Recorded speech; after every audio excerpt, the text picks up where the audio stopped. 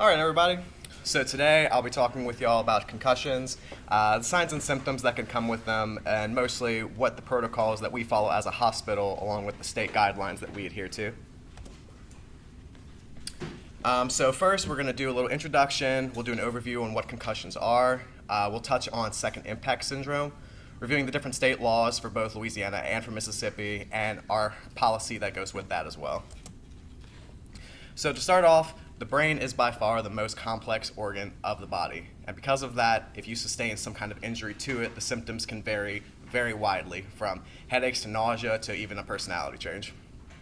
Being aware of what is happening around you is the best way to minimize the chances of a concussion occurring.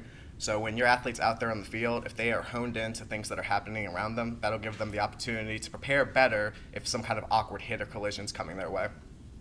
It's important to know the dangers that come with the concussion, as well as the proper steps to take to get appropriate care.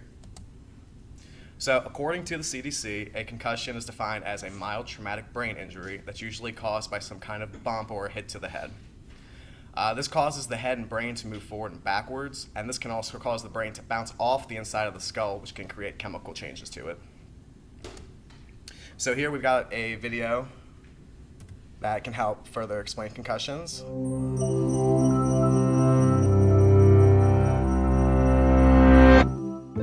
Each year in the United States, players of sports and recreational activities receive between 2.5 and 4 million concussions. How dangerous are all those concussions? The answer is complicated and lies in how the brain responds when something strikes it.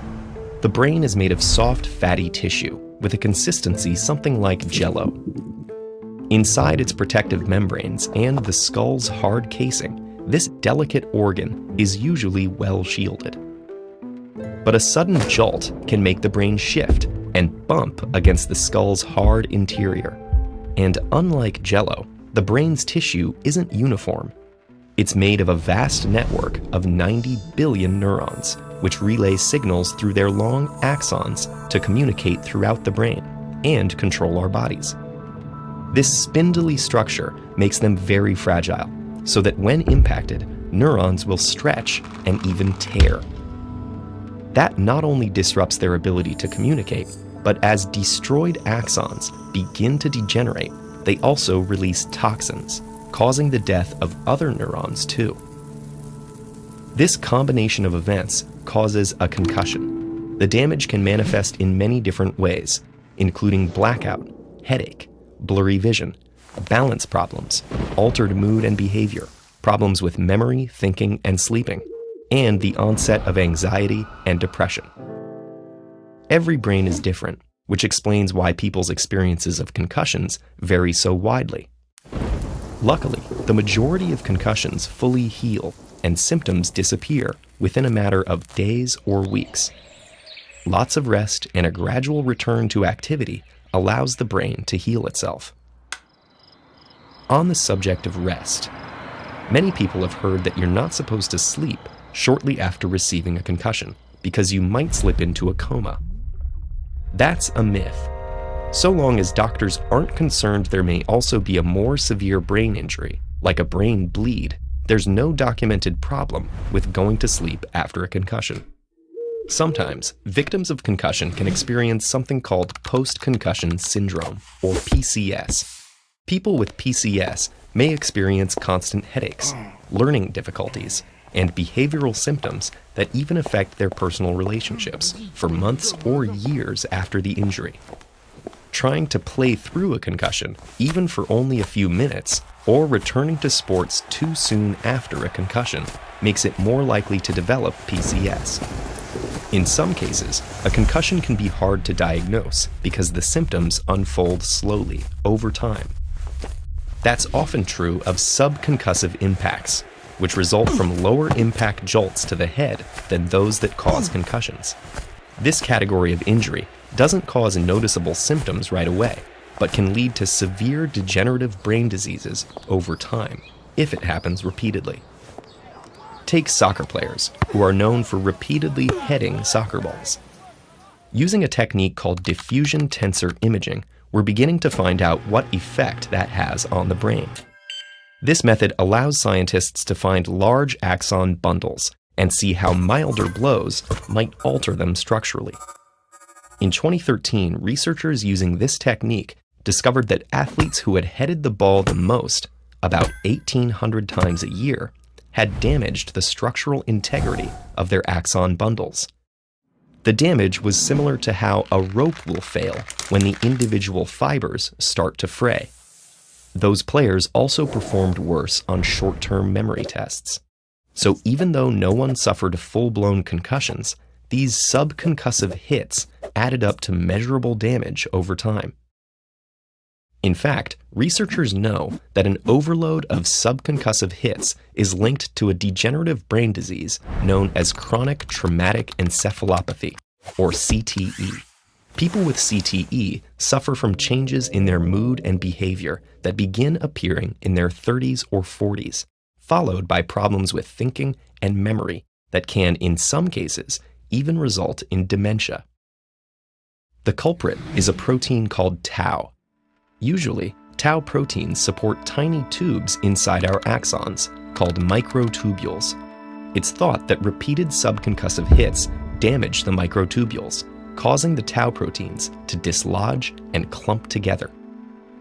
The clumps disrupt transport and communication along the neuron and drive the breakdown of connections within the brain.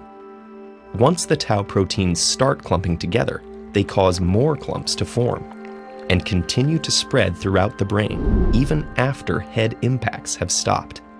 The data show that at least among football players, between 50 and 80% of concussions go unreported and untreated. Sometimes that's because it's hard to tell a concussion has occurred in the first place.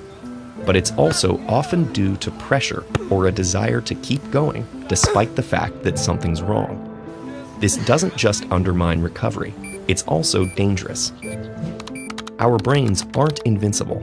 They still need us to shield them from harm and help them undo damage once it's been done.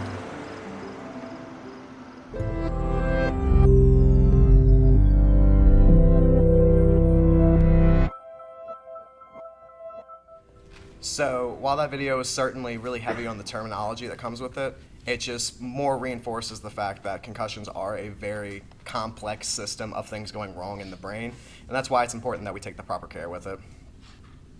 So second impact syndrome is something that can occur if you sustain a second concussion before you fully healed from the first one. This can cause the brain to swell rapidly, and it leads to worse symptoms. It can be prolonged absence from sports, and this could lead to hospitalization or even death. Second impact syndrome is something we really try to avoid at all costs, and that's why the type of protocols that we follow to get your child back takes all the steps that we need to go through it.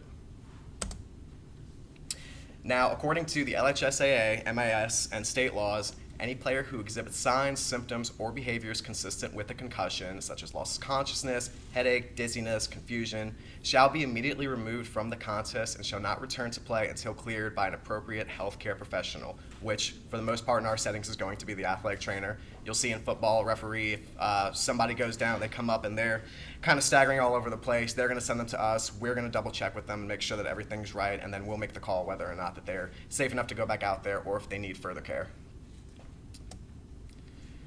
For our concussion policy, first we start with a pre-participation impact test, and this is something that we've started doing for every sport. An impact test is basically just a computerized test that will take them through response time, short-term memory, and a bunch of smaller mental things that they take before they have a concussion. Then in the event that they have one, they'll take this same test again, and we can compare the results for how it was prior, so we can really see just the damages that concussion's causing. That's going to tell us more than any kind of verbal words from the kids or even what we can see off of them can. Then through that, they would go see a physician, and we would slowly start to reintroduce them into activity.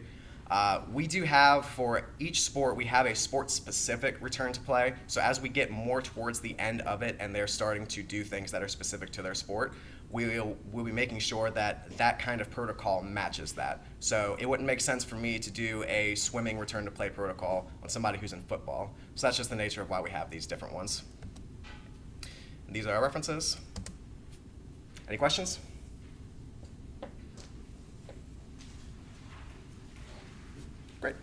Thank you very much, Al.